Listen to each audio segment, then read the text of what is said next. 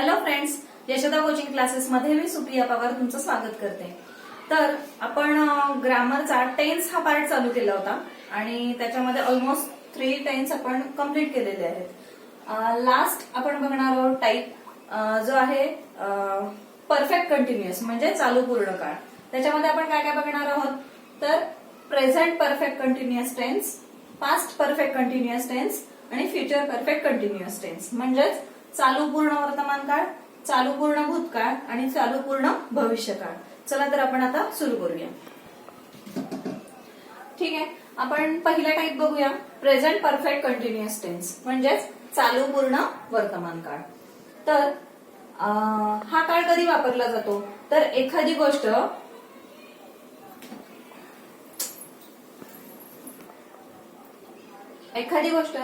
ठराविक कालावधीपासून चालू आहे आणि ती सध्या म्हणजे वर्तमानात सुद्धा चालू आहे असं जेव्हा आपल्याला बोलायचं असेल तेव्हा हा काळ आपण यूज करतो। आणखीन एक भूतकाळातली एखादी गोष्ट म्हणजे भूतकाळात ती सुरू झाली मात्र तिची प्रोसेस आत्ताही चालू आहे म्हणजे वर्तमानात ती क्रिया चालू आहे, तर त्या पद्धतीचं वाक्य बोलताना सुद्धा आपण प्रेझेंट परफेक्ट कंटिन्युअस टेन्सचा वापर करतो। तर स्ट्रक्चर बघूया आपण। इथे स्ट्रक्चर लिहिलेलं आहे, स्टेटमेंट कशा पद्धतीने होतं ते। सब्जेक्ट प्लस हॅव किंवा has plus been plus VING plus object. ठीक आहे, सब्जेक्ट प्लस हॅव हॅज कशावरून घ्यायचं तर आय वी दे यू हे असेल तर हॅव येणार, ही शी इट असेल तर हॅज येणार। ठीक आहे, बीन ऍज इट इज आणि व्हर्बचा ING रूप। ठीक आहे, प्लस ऑब्जेक्ट। आता एक एक्झाम्पल दिलेलं आहे खाली, आय आहे म्हणून हॅव बीन येणार, हॅव बीन। वर्किंग का तर वर्क हे वर्ब घेतलेला आहे आणि ING फॉर्म। I have been working in bank since 2005। आता या काळांमध्ये साधारण एक आपल्याला टाइम मेन्शन करावा लागतो की कधीपासून ती क्रिया चालू आहे। ठीक आहे, म्हणजे काय I have been working in bank since 2005 याचा अर्थ कसा होतो की 2005 पासून मी बँकेत काम करत आहे। ठीक आहे, म्हणजे 2005 म्हणजे भूतकाळात 2005 पासून मी आतापर्यंत काम करत आहे म्हणजे ती अजून काम करण्याची प्रोसेस तिथे अजून चालू आहे।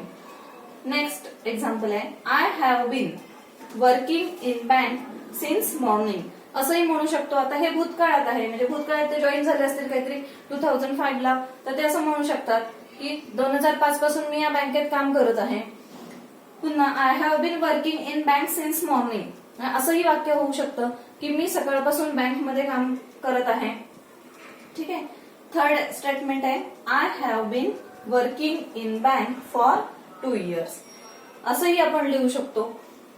याचा अर्थ काय झाला, इथे या 2 स्टेटमेंटमध्ये सिन्स वापरलेला आहे आणि ते फॉर 2 years। आता सिन्स कधी वापरायचं आणि फॉर कधी वापरायचं तर सिन्स म्हणजे एखाद्या वेळेपासून आपण म्हणतो की या महिन्यापासून या वर्षापासून असं जेव्हा म्हणतो तेव्हा सिन्स वापरायचं। आणि एक ठराविक टाइम पिरियड आपल्याला माहिती की 2 वर्षासाठी मी इथे काम करत होतो, मी 1 तासासाठी खेळत होतो वगैरे असं जेव्हा आपल्याला फिक्स टाइम पिरियड जेव्हा माहिती असतो तेव्हा आपण फॉर वापरणार। I have been working in bank for 2 years म्हणजे मी बँकेत काम करत आहे।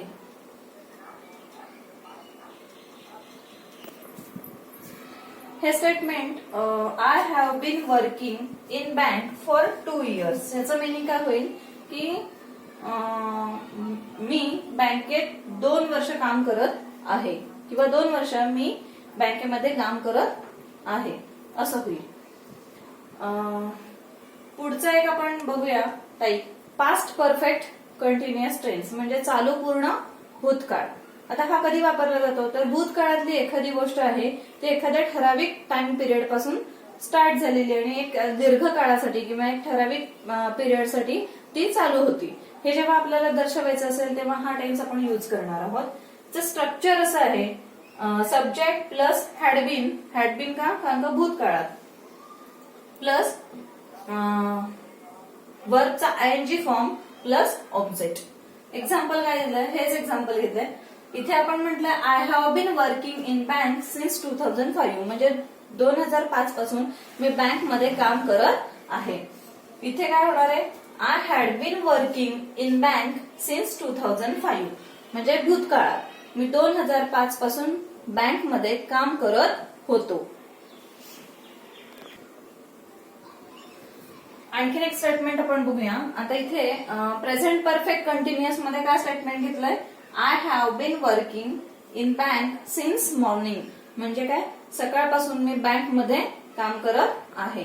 हेच भूतकाळात आपल्याला बोलायचं झालं तर कसं म्हणू आपण, की मी सकाळपासून बँक मध्ये काम करत होते किंवा होतो. तर कसं येणार, आय हॅड बीन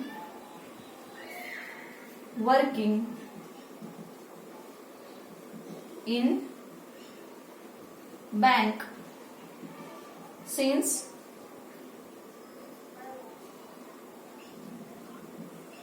मॉर्निंग. म्हणजे मी सकाळ, I had been working, had been का, कारण का भूतकाळ आहे म्हणून, वर्किंग चालू आहे म्हणून, इन बँक सिन्स मॉर्निंग म्हणजे सकाळपासून मी बँकेत काम करत होतो. आणखीन एक आपण एक्झाम्पल घेऊया. आता वर्क हे वर्ब वापरून आपण बघूया. आता जर का मला असं म्हणायचं असेल की मी सकाळपासून शेतात काम करत आहे, म्हणजे आता चालू आहे माझं काम, अजून मी शेतात अजून आहे, काम माझं चालू आहे, मला हे फक्त सांगायचं की मी सकाळपासून काम करत आहे, तर मी कसं म्हणेन, सब्जेक्ट घेणार आय प्लस हॅव. आता आय आहे म्हणून काय घेणार, हॅव घेणार. आय हॅव बीन वर्क म्हणून काय घेणार, working. I have been working in form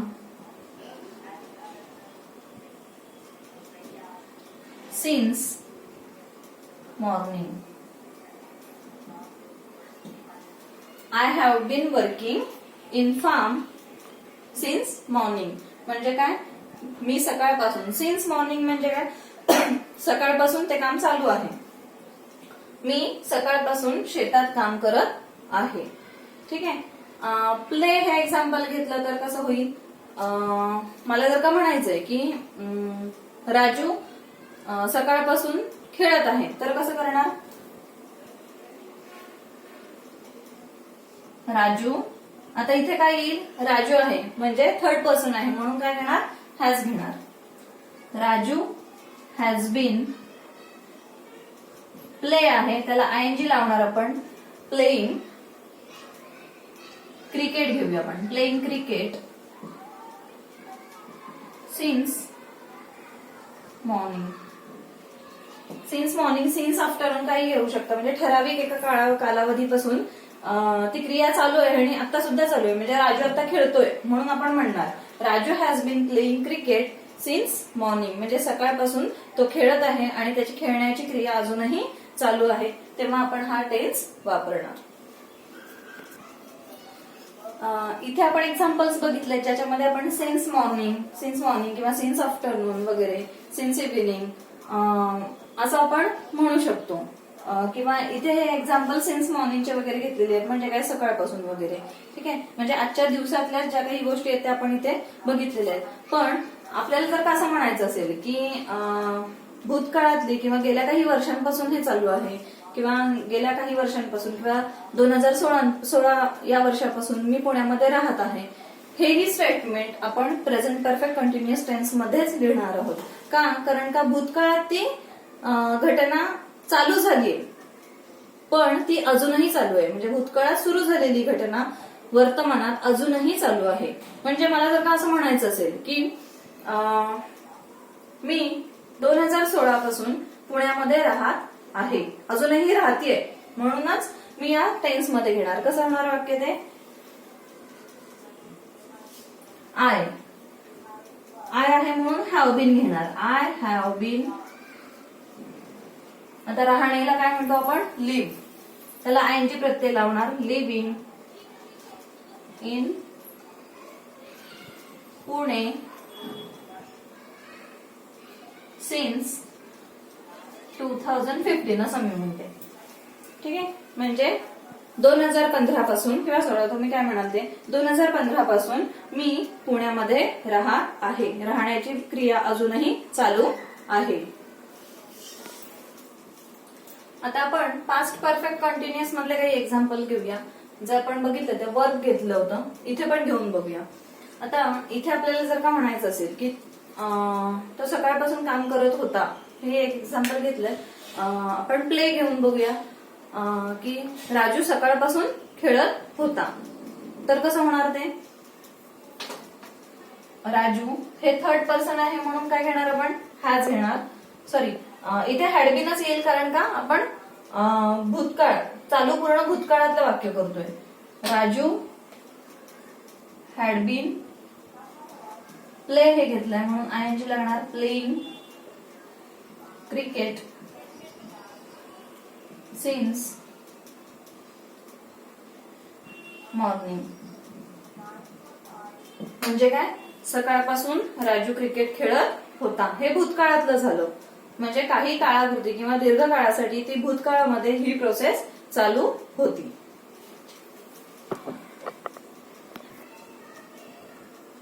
आणखीन एक एक्झाम्पल आपण बघूया.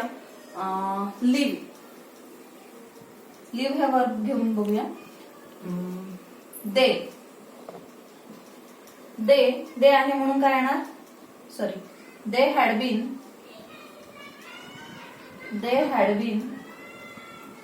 Living in Delhi for 4 years.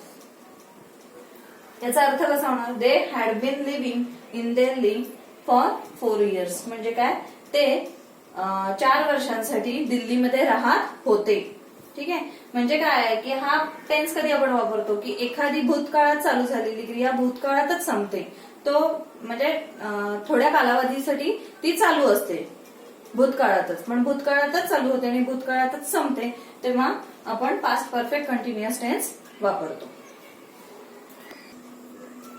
आता आपण शेवटचा टेन्स हा टाईप बघणार आहे, फ्युचर परफेक्ट कंटिन्युअस टेन्स. म्हणजे त्याला आपण म्हणतो चालू पूर्ण भविष्यकाळ. तर त्याचं स्ट्रक्चर असं आहे, subject plus will have been plus व्हर्बचा आयएनजी फॉर्म प्लस ऑब्जेक्ट. तर हा रेअरली यूज केला जातो, शक्यतो ह्याचा यूज झालेला दिसत नाही आपल्याला. इथे एक्झाम्पल्स दिलेले आहेत मी.